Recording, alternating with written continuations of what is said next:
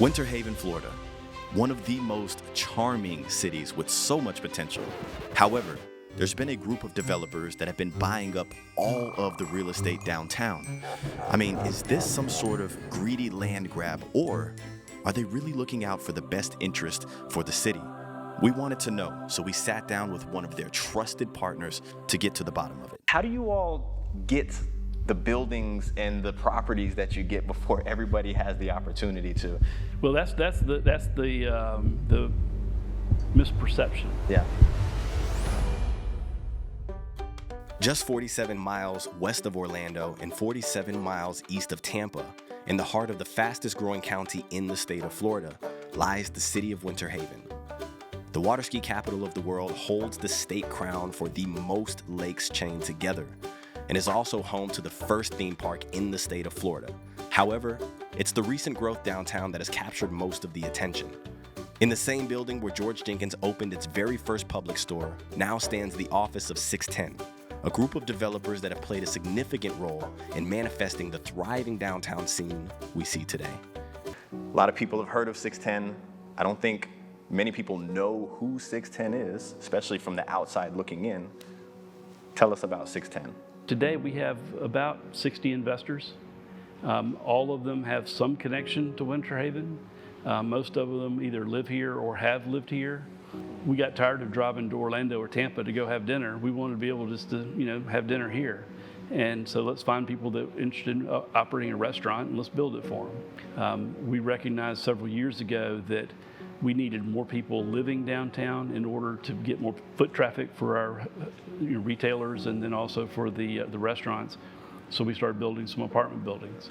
Yeah, I mean, you all have pretty much developed most of downtown, right? We were going over some stuff earlier, and you're bringing a lot of people to the downtown area. What is the plan for the infrastructure to make sure that that could maintain and sustain itself? Downtown in the mid-90s was a ghost town. Yeah. But we recognize that this section of town kind of coming to the south end is really parking constrained, including the building we're in here at the Lodge. And so we are working with the city on doing a partnership to build the second parking garage. I'm a believer that it's a must to have small local businesses in order to grow a strong, thriving local economy, right? Like if you spend your money with the big corporation, that money doesn't stick around. But when you shop local, those businesses typically get their goods and services from other local businesses. And what that does is it creates this retention of funds. And when these businesses do well, they expand, which creates more jobs. And you got to think, with 610 bringing not only all of these small local businesses here, but successful local businesses, how that has contributed to how well this local economy has been growing. And I'm excited to see the future.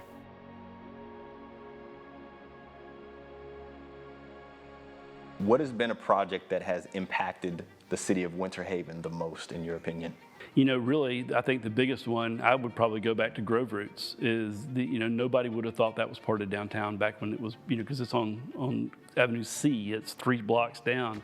But in between Grove Roots and then downtown, it's just filled in and is really part of everything that's going on. People are coming from outside of the area because, again, he has great beer. And that single, more than any other single business, probably has brought more people downtown that have never been downtown before.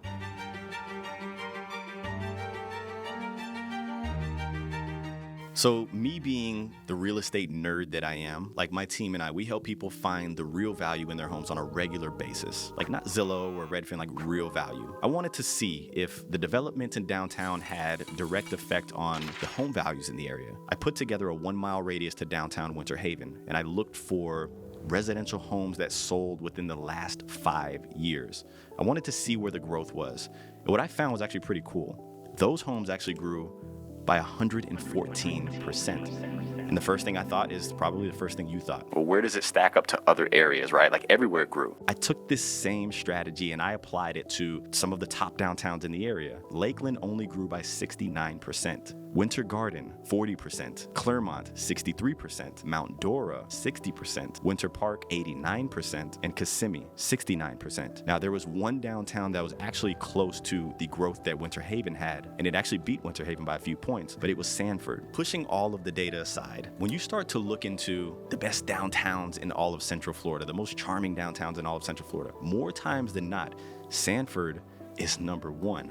Now, there's no way that I'm saying that Sanford and Winter Haven should be in the same conversation. Quite frankly, Winter Haven has a lot of work to do to catch up. But when Winter Haven does catch up, how will it stack up to the Sanfords of Central Florida or the Winter Parks of Central Florida? I'm interested in knowing. Somebody in the community had a suggestion, or for instance, wanted an oyster bar. There's 1,000 people that wanted an oyster bar. What would be the route that they would need to take to voice their opinion or ask that? We do have an address, ideas at 610 LLC, that we look at, and people will send things in. Somebody was looking for 4 acres on the edge of town. I'm like, we don't have anything like that, sorry. But we do look at it and respond. So people could send something to ideas. And we all live here, so we're walking around. You'll see us at lunch or walking around downtown. Just grab us and ask.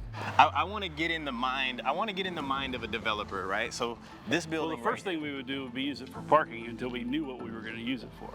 But let's say we had to turn this into an establishment. What would take me into the great mind of Joe? We would go up probably 3 stories to kind of be in fitting with what's going on. Sure. And do some sort of like a restaurant or something on the first floor and offices above. Oh, and then maybe like a rooftop bar on top. I'd like the rooftop bar to be a little higher. You get up to four stories or 5, you got to view Lake Howard. So you know what's really hard as a developer? Saving trees. Yeah, and they're beautiful too. The engineers come in and they just, that's 10 parking spaces. That's not in their calculation. And then the apartment, people, the lenders for the apartments, they want X number of spots per door, so you got to get the parking. And so saving trees is a really hard thing to do. How do you all get the buildings and the properties that you get before everybody has the opportunity to? Well, that's the misperception. Anybody could go buy these things. I mean, I showed you the before and after pictures of where the North Arcade is. That's the old Social Security building. The city bought that. The city actually sent that out to bid. And when they put the bid package together, we were the only ones that bid on it. The city sat on that for over 1.5 years and then said, well, we need to rebid it. So they bid it again. Wow. And we were the only ones that bid on it. And then at the component to go, this was a level of frustration. This was a different administration and different commissioners than we have today. I'll preface it with that. When they were going to talk about awarding it, someone, I'm not going to say who, stood up and said, well, I don't think you're selling this way too cheap. I would have paid twice that for it. So the city withdrew the bid and bid it out a 3rd time. So it's not like we're snapping things up before anybody else has an opportunity. Everything out there had an opportunity to be sold. You know what I was thinking? How could the success of 610 benefit us? How could it benefit you, right? Like, what issues are they truly solving?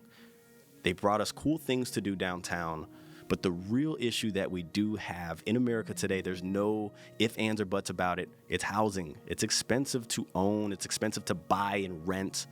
We simply do not have enough supply for the demand. Therefore, prices are rising and going up. Now, although 610 is not single-handedly cracking the supply issue in America, what I will tell you is that they've built and filled 136 units, all within walking distance to amenities downtown. That can also check a box of some transportation issues, which we can get into later. They're currently building 102 units as well. And whether or not me and you think that those are affordable enough for the average person, what we do know is that they've contributed to that supply issue, which all in all helps that demand.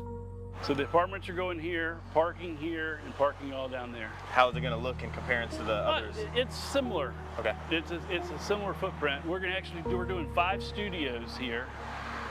Maybe 6 studios, which we don't have any studios over there. A few more 2 bedrooms in this one than we have over there. Those were the first at least. And in the studios, we're going to go ahead and build in the Murphy beds. That's so cool. that they're gonna go inside, hang their bike on the wall, right? Yeah. Flip up their Murphy. Well, they don't have to bring there's a bike storage room downstairs, cool. so they don't have to haul it up the elevator. Yeah, what would you tell everybody as far as the future of downtown? Like, what would you let them know? You know, I would say that we're trying to bring, not build anything new, but we're trying to bring back what was, and which was a vibrant, cool downtown. And I think we're on our way. We need more shade trees downtown, so we aren't sitting there baking in the sun right now. And but I think the city's on the right track. I think a lot of local people are on the right track, and we've got some neat people here. I would agree. I would encourage you to, at some point visit with Bill Lawrence. Come on the 22nd to his show. Visit with Sean at the Frame Shop down there. Young man, bought a business and has, been working at it and doing well.